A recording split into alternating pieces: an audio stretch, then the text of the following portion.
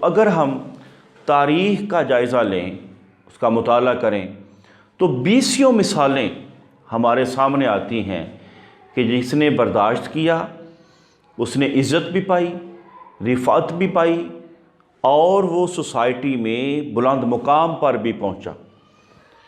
سب سے پہلے اگر ہم غور کریں تو رستم زمان گاما پہلوان کی مثال ہمارے سامنے آتی ہے۔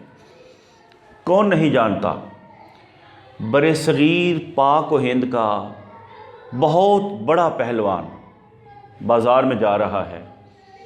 ایک چھوٹے سے دکاندار نے کسی بات پہ باٹ اٹھایا، باٹ اٹھایا اور رستم زمان کے سر پہ دے مارا۔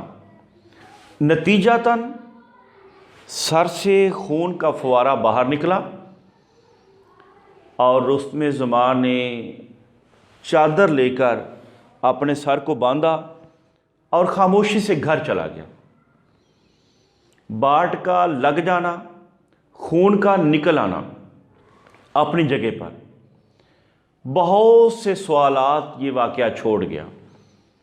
ان میں سے ایک سوال یہ تھا کہ لوگوں نے پوچھا کہ آپ بہت بڑے پہلوان ہیں، آپ کا پہلوانی میں بہت بڑا نام ہے، آپ ایک تھپڑ رسید کرتے دکاندار کی جان نکل جاتی، مگر آپ خاموشی سے سر جھکائے گھر لوٹ گئے، اس کی کیا وجہ ہے؟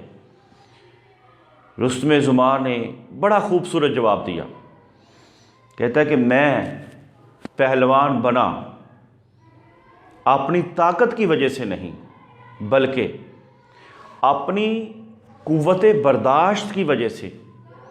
اگر آپ بھی اپنے اندر قوت برداشت پیدا کر لیں گے تو آنے والے وقت میں آپ بھی رستم زمان بن جائیں گے۔